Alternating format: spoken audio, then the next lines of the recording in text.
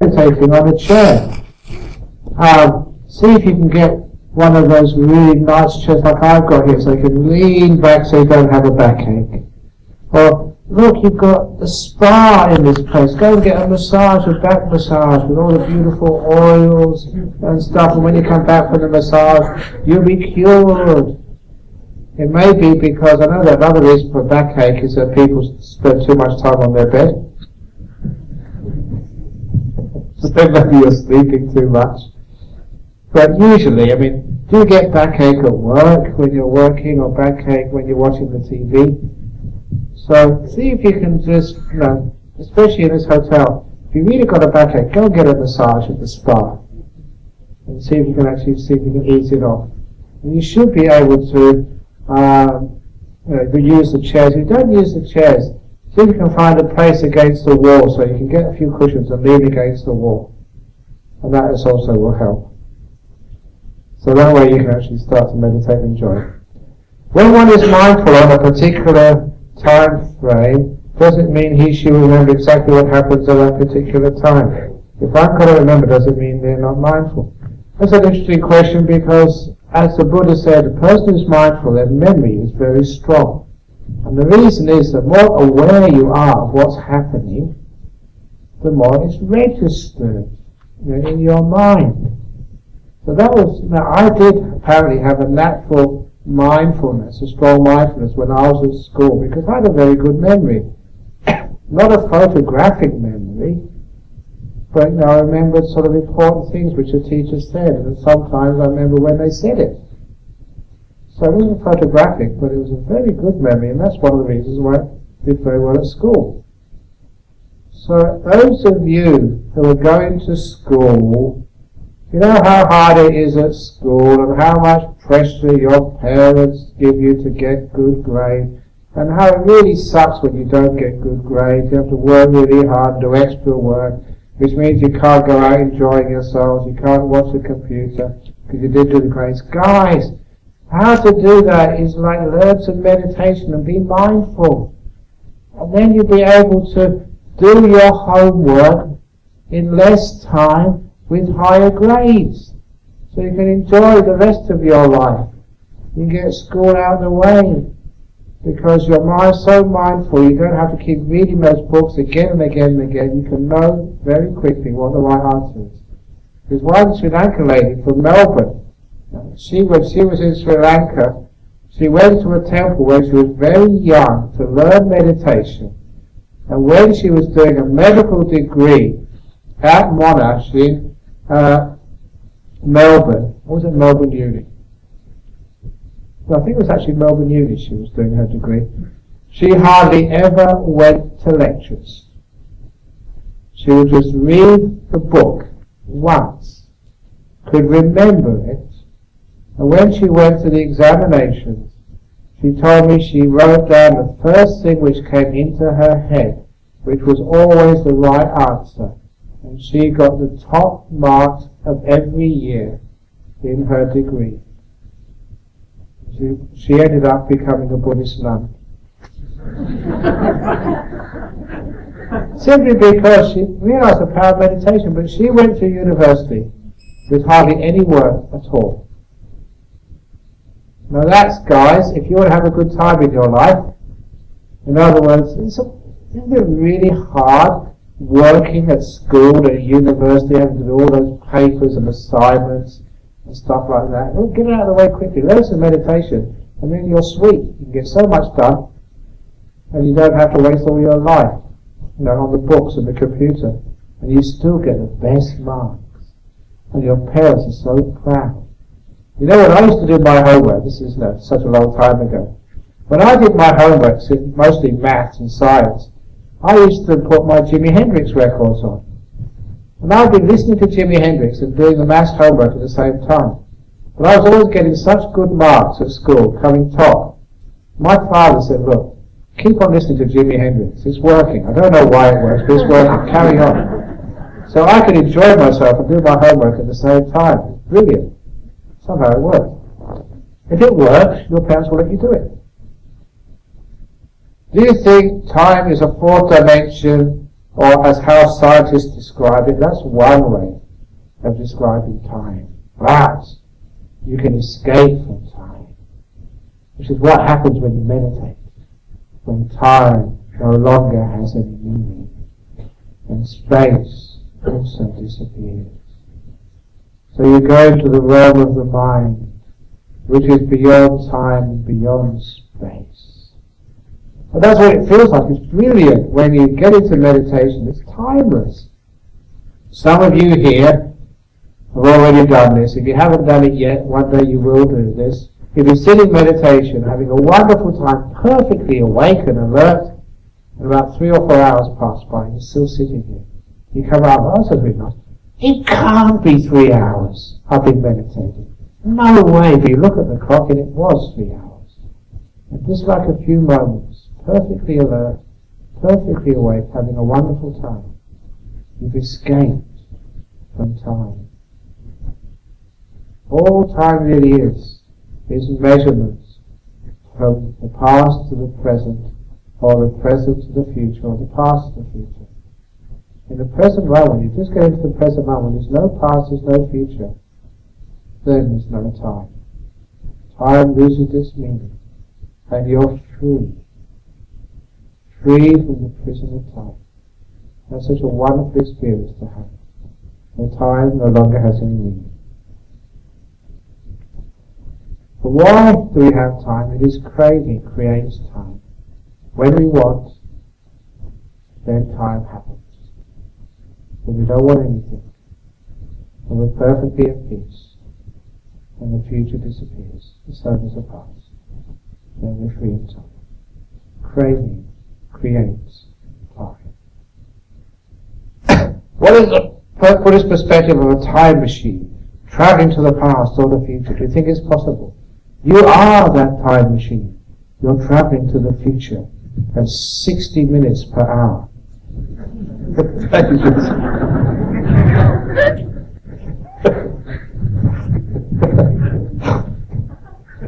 So I'll make it up on the spot, but it's not bad for this time of night.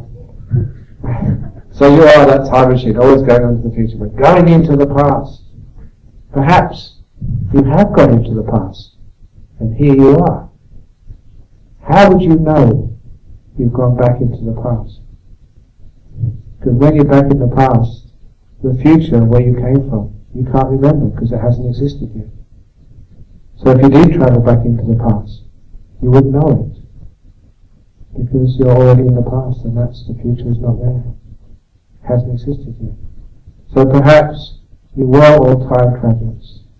You come back into, the 10th of June 2012. And now you're here.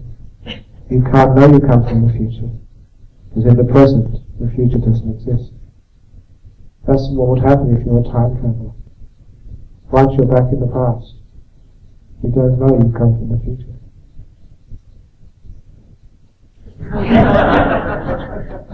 Oh, you're a bit late for this.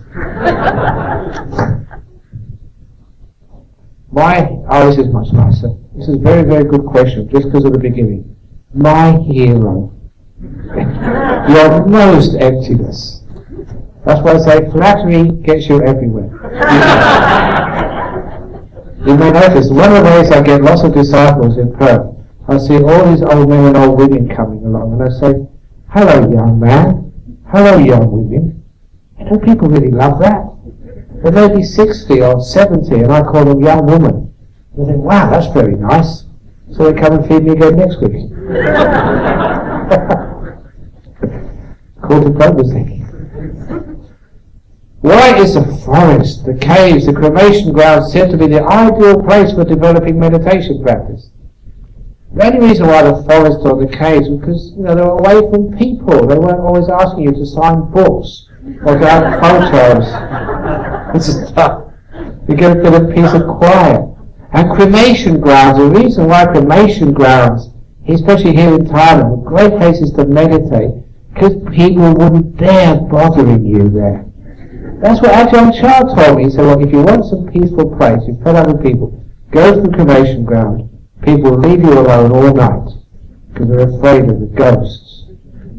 And the ghosts are afraid of the monks. So it works really well. Okay, they said, "Ghost, you better behave." Okay, and then it means the people don't come. So that's why cremation grounds and cemeteries are brilliant, because it's the one place where people would leave you alone. That's all it is. So there's nothing better, but there are some places which do have power. So basically, cremation grounds don't have much power. Caves, forests, it depends who's been there before. But look, quite frankly, the places which have power, even in my monastery over in Australia, the meditation hall, that's got power.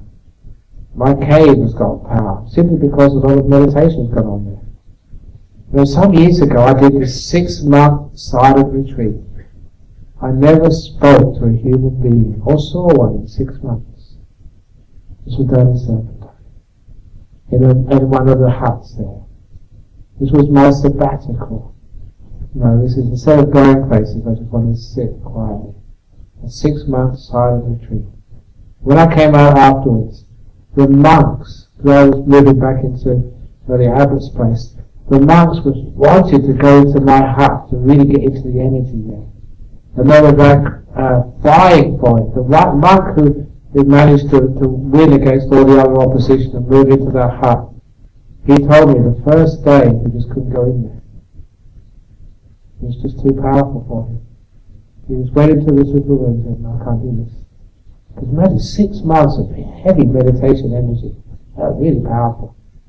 The monks had just couldn't, and a good monk, he just couldn't go in there. It's just too powerful for him. And that's sometimes the energies which you can get going. Wow. And many of you go to Jhana Grove, that meditation hall hasn't built up its energy yet. It will do eventually. But the hall in the Bodhinyana monastery, just in a kilometre's walk away, that really has got good energy. That's about 28 years now we've been meditating in there. That really's got power. And somebody said their friend was a Feng Shui expert. And they came in there not knowing much about Buddhism. And the Feng Shui in there is no sort of alignment to this or to that. They went in there, and as soon as I went in, said, "This place has got strong Feng Shui." And this is what we've made. It's not because of the position of the building. It's just because of all the meditation we've done in that place for years and years and years. That's why it's got strong energy. So there are some places that have got strong energy. Or even there's places where great monks have sat, like on these cushions. Energy, wow! My cushion in Hong Kong, we auctioned that for Dhammasara. That cushion was from my cave, and I've been sitting on that for maybe 18 years or 20 years or something.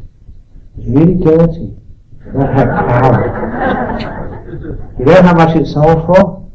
For 250,000 Hong Kong dollars.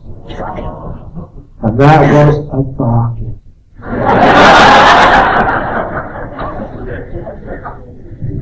Anyway, I've heard that there are ideal times to meditate and sleep, for example. The Muslims pray at certain times of day because the energy is different. Can one be taking in bad energy if he or she meditates at a certain time of the day or night? It is said the best energy is a few hours before the sun rises. Is that why monks wake up at 3 or 4 o'clock in the morning to meditate? Because energy then is purer and there is more positive energy. If the energy was pure at 3 or 4 o'clock in the morning, why would you wake up at that time when you're so grumpy? It doesn't matter what time you wake up in the morning. The best time to meditate is now, yes. And the bad energy is putting off until tomorrow. Now is the best time. So any time is okay. But to really know the answer to that question, you ask your mind. Mind, do you want to meditate right now? Ask that question. If the mind says, no, I don't want to, then don't. Be sensitive enough to know what your mind needs. If it needs to rest, take it to bed. If it needs a cup of tea, give it a cup of tea. But if you ask the mind, very often you say, yes, I love to meditate now. I think you always have a very good meditation. Because you're working with the mind. rather than against it. So that's when you find what's a good time to meditate. Ask your mind, do you want to meditate? For me, meditation is about eating. Would you like to eat now? You ask, well, yeah, that'd be nice. And that's like my mind. Would you like to meditate now? Oh yeah, please, that'd be good. So this is actually the best time. And that question leads us on. The best time to meditate is now. So, get in your meditation posture. We do a little guided meditation before we finish off for the night.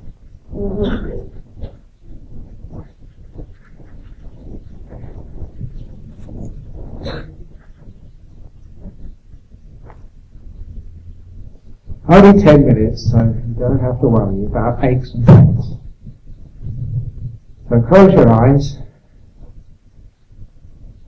Remember the two types of meditation. If you want something, that second noble truth meditation, it just leads to suffering. So let go of all wanting.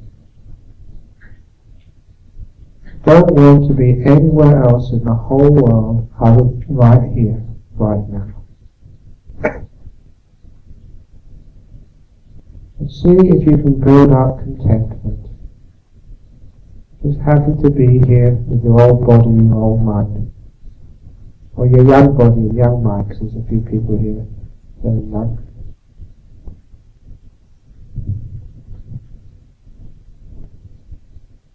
What's it like just to be here?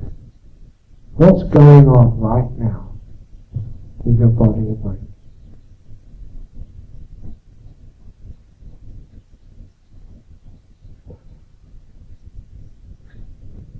And be kind to this, whatever it happens to be.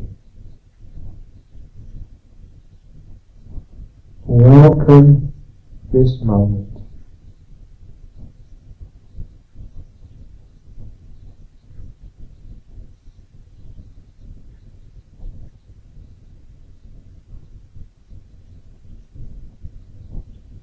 And when you welcome the moment, when you're kind to now, this moment stays with you. And your mind feels so relieved it has nothing to do. You're giving it a rest. Just be.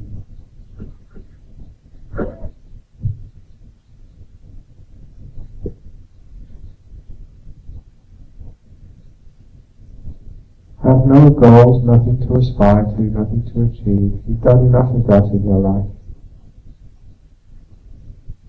When you want something more, you can't enjoy what you already have. So when you don't want anything, you are not enjoying where you are and how far you've come.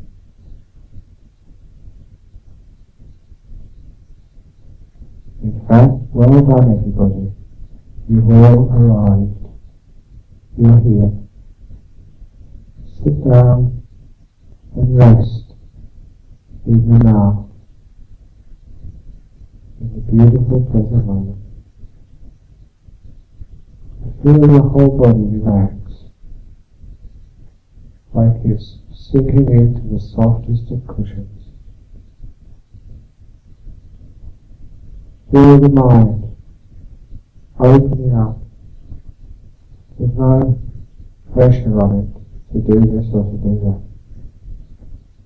Just relaxing and resting, with no work to do. Just be now.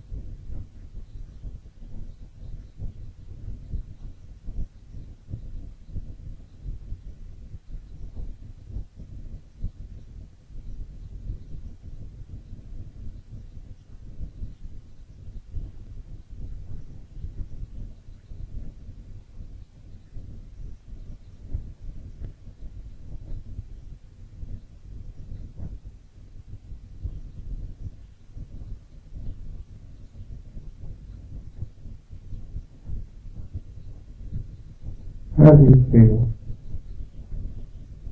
See if you can relax to the next level. See how peaceful and free you can feel.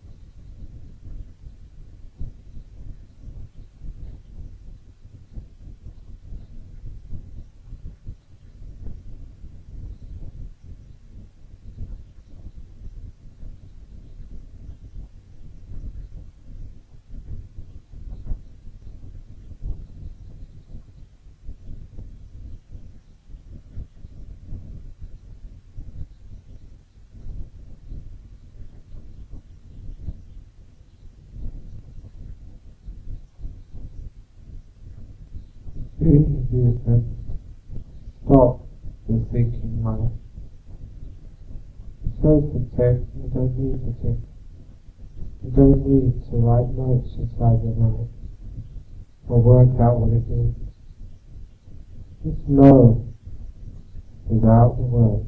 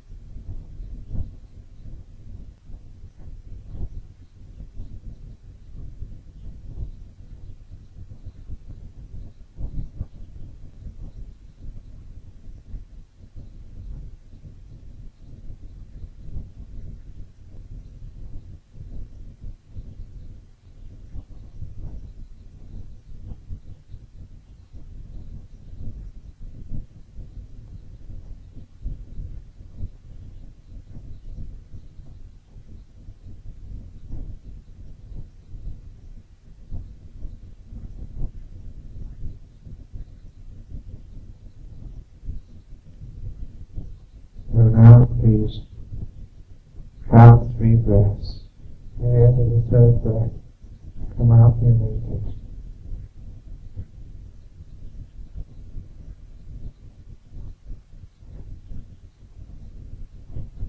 And have a good night. See you tomorrow. Sadhu, sadhu.